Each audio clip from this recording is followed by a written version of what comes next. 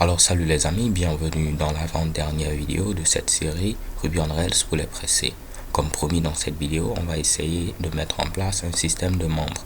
Donc on pourra créer un compte, se connecter, réinitialiser son mot de passe et tout le tralala qui va avec. Donc pour ce faire, nous allons utiliser un gemme qui a pour nom Device. C'est l'un des gemmes les plus populaires au niveau de Ruby on Rails parce que quasiment toutes les applications de nos jours ont un système de membres. Donc là, je vais taper Device afin de rechercher ce gemme. Et vous voyez qu'il a été téléchargé 14 millions de fois. Ok, donc il y a 14 163 268 téléchargements au total.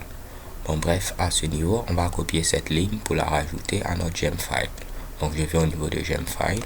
Je vais mettre cela, pourquoi pas, à ce niveau-là. Et je vais rajouter ici user. Où on va mettre membership. Système. Donc une fois que c'est fait, on pourra taper bundle. Donc je vais venir à ce niveau, je vais faire bundle. Donc là, une fois que ça a été fait, venons au niveau de la documentation comme d'habitude et on va voir comment utiliser Device. Donc je vais descendre et on va lire cela ensemble. Donc on nous dit, après avoir ajouté Device à notre gem et l'avoir installé, il faut faire maintenant Rails generate device install. Donc je copie ceci, je colle et je valide. Rails generate device install. Ok. Donc une fois qu'on a fini, vous voyez qu'on nous donne des indications. On nous dit par exemple de venir au niveau de config, environment, development.rb et de mettre ici ce Mitsubishi là. Donc je vais le copier. On va venir donc au niveau de config, environment, development.rb et on va coller ceci. Et je vais mettre quoi à ce niveau là, require by device. Ok, donc là on l'a rajouté, c'est en rapport avec les mails qui seront envoyés en local. Ok, autre chose, on nous dit de nous assurer d'avoir ici une route qui mène vers la page d'accueil. Donc on l'a déjà, on peut juste confirmer. C'est à ce niveau là, route page index. Et là, soit dit en passant, cela a été ajouté lors de la génération de l'épisode. On n'a pas besoin, je vais l'enlever. Ok. Et je vais enregistrer. Et pourquoi pas, je vais copier ici ceci. Mettre ça avant les autres routes. Ok. En rapport avec l'administration. Je crois que c'est beaucoup plus clair à mon avis. Et cette route-là, c'est celle-là qui sera très souvent appelée au départ. Donc, si elle est en première position, on donne un peu de boost à notre application. Donc on va continuer. Après avoir fait ça, on nous dit de rajouter ceci au niveau de application.html.irb. En grosso modo, s'il y a un message flash de type notice, on l'affiche. S'il y a un message flash de type alerte, on l'affiche. Ok, donc on va venir très simplement au niveau de app, views, ensuite layout, application.html. Vous voyez, on avait mis notre petit Mitsubishi ici au niveau de flash. Je viens au niveau de partial et flash. Et c'est celui-là qui vérifiait si un message de type notice et on l'affichait. Ok.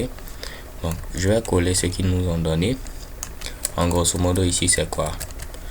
Si un message de type notice, on va l'afficher. Si un message de type alerte, on va l'afficher. Mais ici, vous voyez qu'ils ne font pas la vérification. Ce qui fait que ce sera toujours présent. Je vais vous montrer si j'actualise. Je fais CTRL U. Je descends à ce niveau là, vous voyez qu'on a toujours P notice et P alerte. Donc moi je vais préférer ici ceci que je vais dupliquer pour alerte. Ok, donc là je vais mettre ici flash alerte et je rajoute ceci alerte.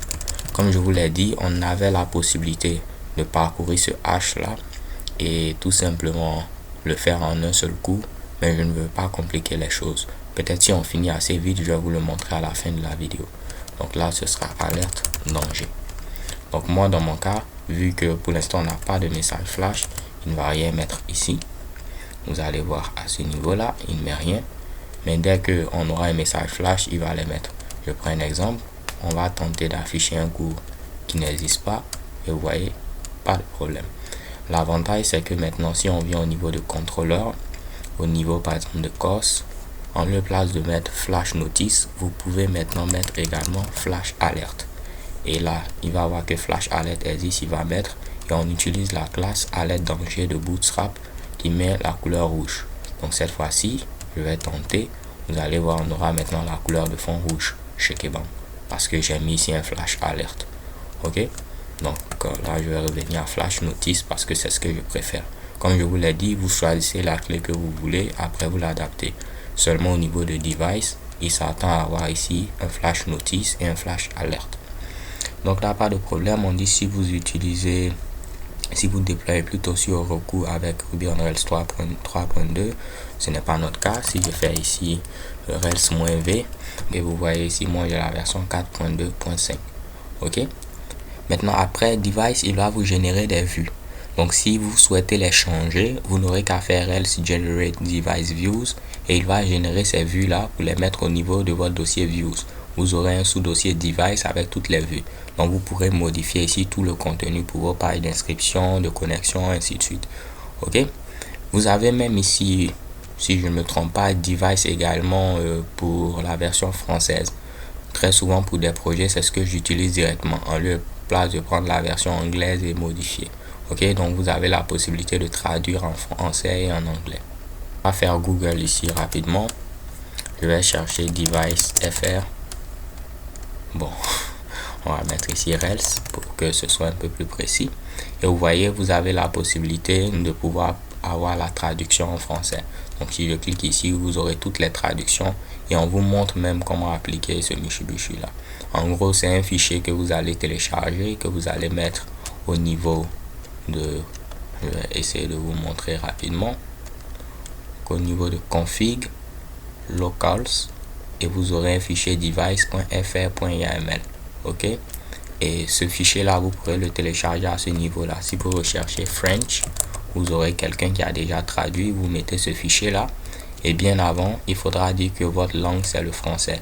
Donc on dit de venir au niveau de config application.rb. donc si vous venez au niveau de config application.rb, vous allez rajouter ici ce Mitsubishi là. Donc vous pouvez décommenter cela et vous allez modifier pour mettre FR. N'oubliez pas de couper votre serveur et relancer, ok, pour que la configuration soit prise en compte. Moi je vais garder l'anglais, donc j'ai pas besoin de faire tout cela. Comme vous pouvez le voir les gars, c'est pas vraiment compliqué, vous lisez juste la documentation et bon, ça fonctionne.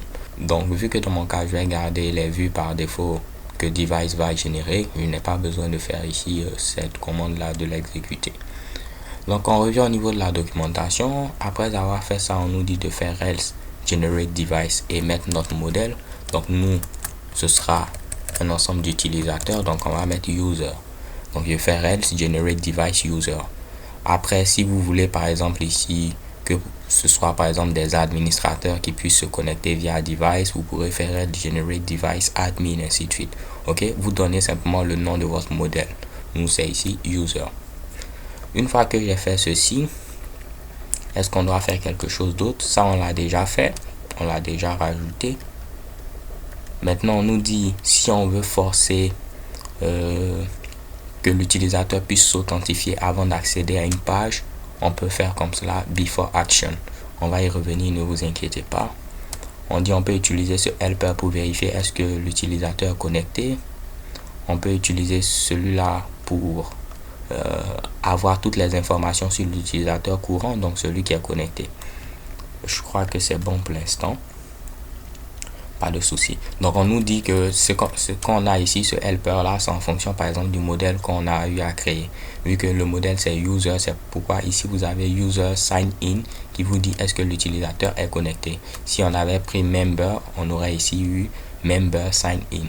Et en lieu de place de faire before action authenticate user, on allait faire authenticate member. En lieu de place de current user, ce sera current member, ainsi de suite.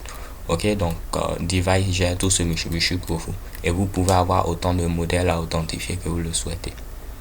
Donc maintenant que c'est fait, ce que je vais faire, c'est couper le serveur et le relancer afin que toutes mes modifications soient prises en compte. Et vous allez voir que vous aurez un ensemble de routes maintenant qui auront été créées par device. Ok, donc là juste pour les afficher, on peut faire localhost 3000 et je vais faire ici /rel/info. donc là on me dit je n'ai pas appliqué les migrations, désolé les gars, on va le faire. Donc je vais faire rake db migrate. mes migrations sont appliquées. Je crois qu'il ne va plus se plaindre. Et c'est le cas. Et vous voyez, on a plein de routes maintenant qui ont été créées.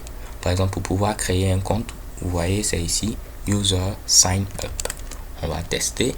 Je vais mettre ici, /user sign up. Et qu'est-ce qui se passe? Mamma mia, on peut créer un compte. On n'a qu'à mettre ici notre email, notre mot de passe. Donc, si vous voulez avoir Bootstrap activé directement, moi, je ne vais pas me fatiguer à utiliser ceci.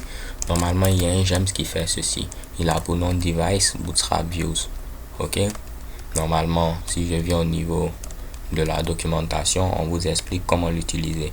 Vous mettez ceci, vous faites bundle et on vous dit bon, normalement c'est bon, hein, que ça fonctionne. Pourquoi pas, on va tester rapidement vu qu'on a un peu de temps. Je copie ceci, je vais au niveau de Gemfile, je vais mettre ici Device Bootstrap Views. Comme ça, on aura quelque chose qui marche avec Bootstrap. Comme vous pouvez le voir ici, c'est pas joli. On va venir maintenant. C'était où même? Désolé les gars. Je vais recliquer ici. On va essayer de faire bundle. Parfait. Il va installer notre gem. Après, qu'est-ce qu'on devra faire? On nous dit, on devra faire un require de ceci. Donc, je vais copier. Je viens au niveau de App, Asset, ensuite au niveau de Style Sheet, Application.scss, et je vais coller ceci. Seulement, au lieu de place de mettre require, ce sera @import device, comme ceci. Bien. Maintenant, on continue. On nous dit, on fait ceci, et on précise la langue. Donc, par exemple, ici, si on voulait le français, on allait mettre ici FR. Donc là, je fais comme ceci. Dans mon cas, je vais mettre ici EN parce que je vais avoir ça en anglais. Bien. Une fois que c'est fait, on nous dit on peut faire ceci pour générer les vues. Comme ça, on pourra également les modifier. Si on veut le faire, on fait comme cela. Normalement, c'est bon. On coupe le serveur, on le relance. On vient à ce niveau-là, on actualise. Et que la vie est belle, n'est-ce pas les gars? Vous avez maintenant quelque chose avec Bootstrap. On peut ici se connecter en cliquant ici. On peut ici réinitialiser son mot de passe. Plein de choses. Ok, donc Device, c'est un gem qui est vraiment intéressant. On a même la possibilité de bloquer des comptes utilisateurs, ajouter également la possibilité de pouvoir confirmer le compte avant de se connecter, ainsi de suite.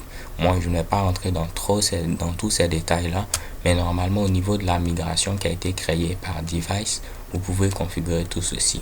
Si je viens au niveau de cette migration-là, on avait la possibilité de pouvoir décommenter ceci si on voulait que le compte puisse être confirmé. Si on voulait donner la possibilité de bloquer un compte, on pouvait décommenter ceci. Ok. De même, au niveau du modèle qu'il a créé, le modèle user, vous voyez, on allait ajouter ici confirmable pour ajouter la fonctionnalité de confirmation de compte. Si on voulait la fonctionnalité de blocage de compte, on l'ajoute. On a même la possibilité de pouvoir se connecter en utilisant les réseaux sociaux. Donc vous pourrez vous connecter par exemple avec Facebook, Twitter, Google, et ça aussi c'est très simple. Il y a des gemmes pour tout. Donc si je viens ici, je vais faire Revisions. Par exemple, le gemme que vous pouvez utiliser pour vous connecter avec Facebook, si je ne me trompe pas, c'est OmniHot Facebook. Donc on va essayer de rechercher ceci et vous voyez, c'est ce gemme là. Et lui aussi, c'est quoi? Vous copiez, vous faites bundle, vous venez au niveau de la documentation, vous voyez comment ça fonctionne. C'est très bien expliqué et normalement rien de bien compliqué. Ok, donc là on va créer un compte, pourquoi pas. Je fais sign up, je vais mettre mon mail, mercuryseries@gmail.com. Soit dit en passant, vous pouvez m'envoyer un mail juste pour le plaisir, ou si vous avez besoin de pouvoir discuter avec moi sur certains trucs en rapport avec la programmation ou la vie, ainsi de suite. Ok, je me ferai un plaisir de vous répondre. Donc là, je mets un mot de passe 1 2 3 4 5 6 1 2 3 4 5 6, je valide, et là on me dit mon mot de passe est trop court. Donc par défaut, le minimum là c'est 8 caractères, mais on avait la possibilité de modifier cela. Ok, vous pouvez modifier cela en venant au niveau de config. Ok, si je viens ensuite au niveau de initializer, vous avez ici device. Et là, si vous descendez, vous pouvez modifier ici plein de trucs en rapport avec la configuration de device.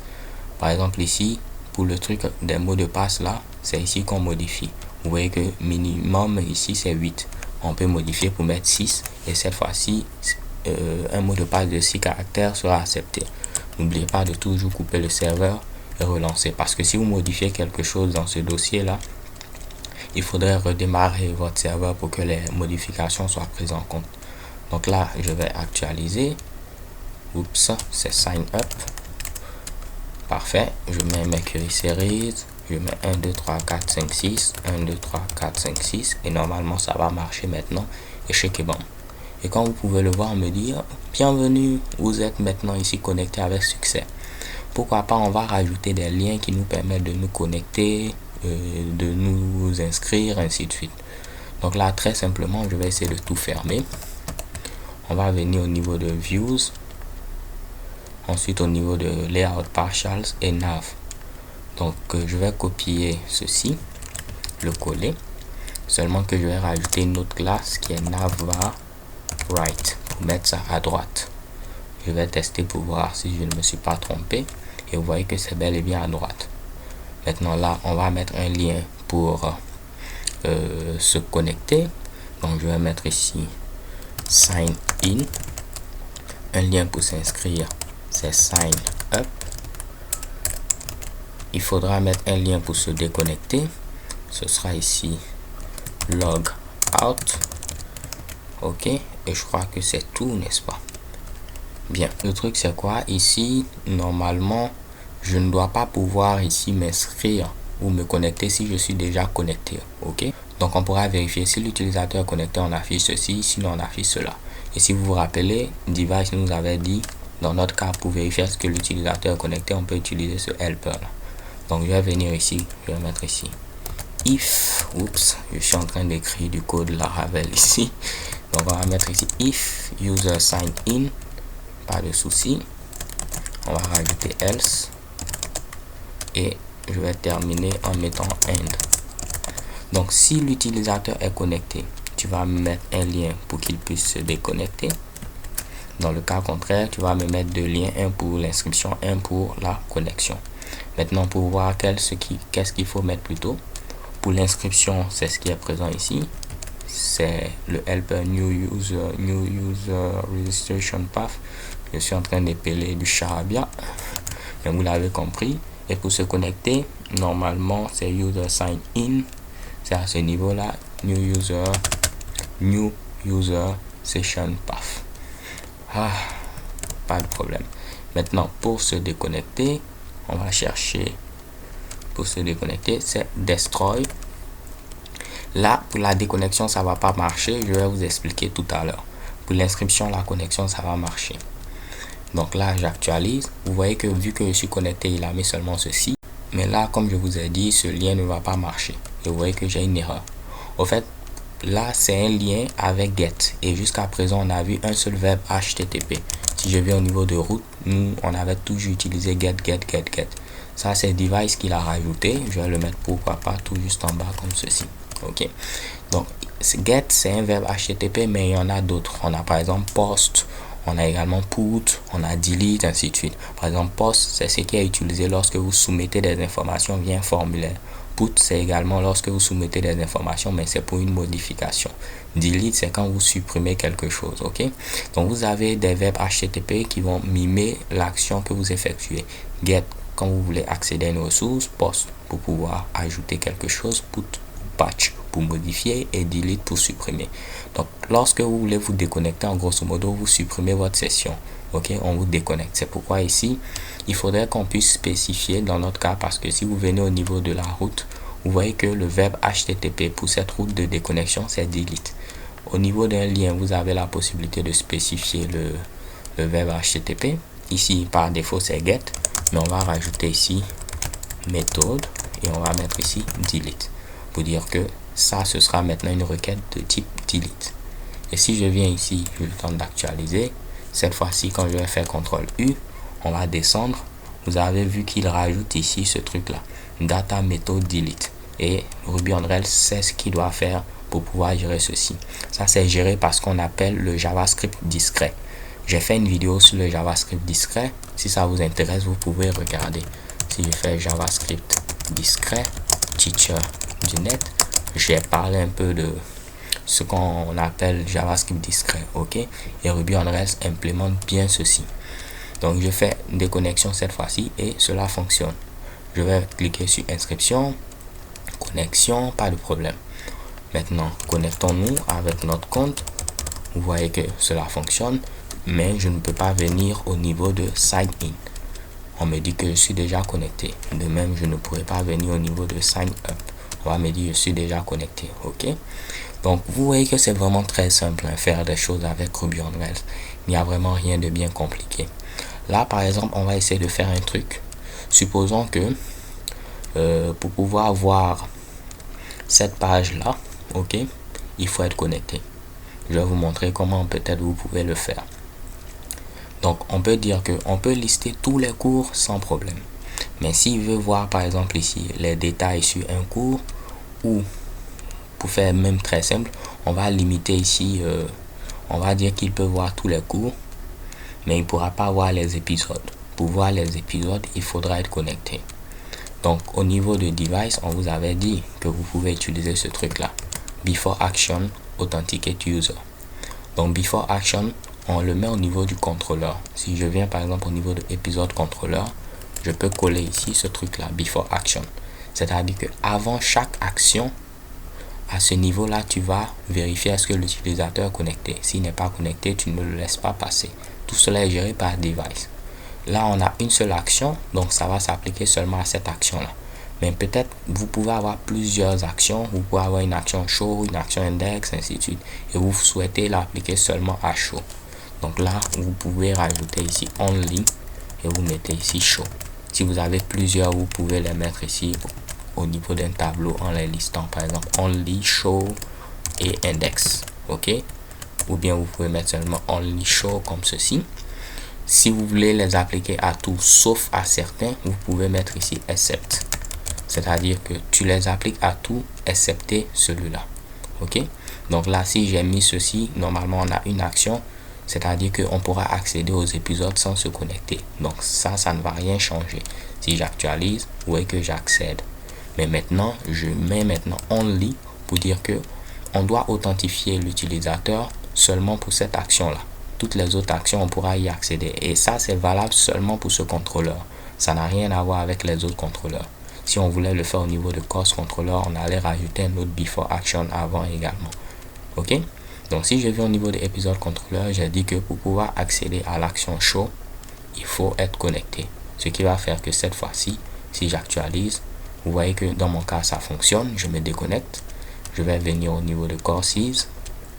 Je vais cliquer maintenant ici. Vous voyez, on me dit vous devez vous connecter, vous inscrire pour continuer. Si je remets ici ce qui était là, oups, c'était accept.